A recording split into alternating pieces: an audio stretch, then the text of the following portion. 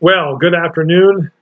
I know it's not the morning, it's afternoon. I'm on an early shift this week and had troubles getting things going this morning, so I had to wait till this afternoon. But here's my little encouragement for you today, my devotional, if you will. I want to talk about trusting in God, especially about trusting in God during all the situations that we go through. Psalm 33, verses 18 to 22 says, "Behold, the eye of the Lord is on those who fear him, on those who hope in his mercy, to deliver their soul from death, and to keep them alive in famine. Our soul waits for the Lord. He is our help and our shield.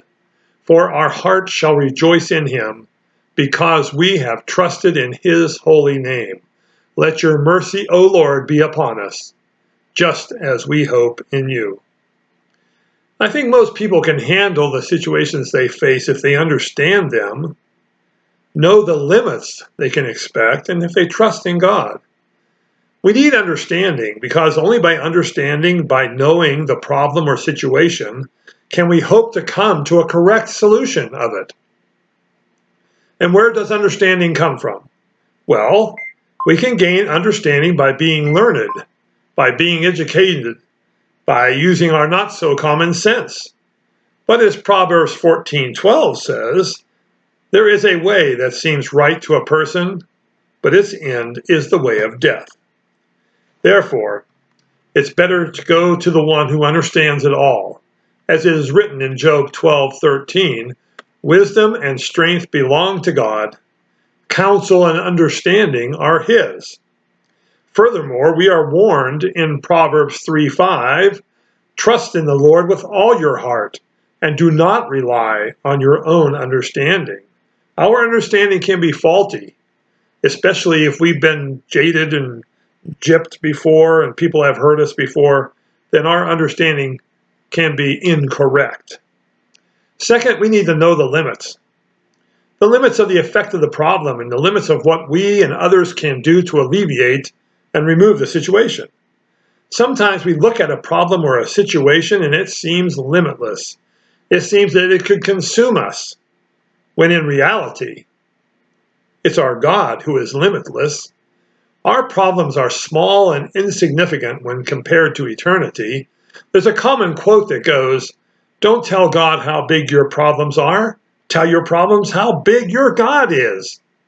In fact, J.B. Phillips, no relation to me sadly, wrote an entire book on this subject called "Your God is Too Small," and I highly recommend it. In the same manner, we need to understand our limitations. In the book of Eastwood, chapter 73, Dirty Harry says, a man's got to know his limitations. Okay, all kidding aside, we need to recognize that we are limited. Limited in strength, limited in time, limited in resources. Mostly we are limited in how we relate to God. Romans 11:33 says, "Oh, the depth of the riches and the wisdom and the knowledge of God! How unsearchable are his judgments and untraceable his ways." So again, we are pointed back to God, his unsearchable judgments and untraceable ways. And finally, we need to trust in God. Let me correct that. Not finally, as in that's the last thing we do. It should be at the beginning of our problems, in the middle of our problems, and at the end of our problems. That is, always. Always, which means at all times, in all situations, in our doing and going and resting, when we feel like it, when we don't feel like it, when we're healthy, when we're sick, when we're sad, when we're happy, in all of our ways, always, we need to trust God.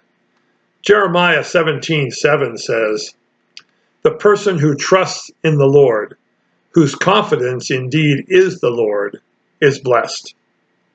And to sum it up, Proverbs 9:10 says, "Those who know your name trust in you, because you have not abandoned those who seek you, Lord." Our God is trustworthy. Put your trust in him, even when you don't understand what's happening, even when you don't understand how this problem possibly could be solved. You need to trust God. Brothers and sisters, have a great day, great evening, great afternoon. Thank you.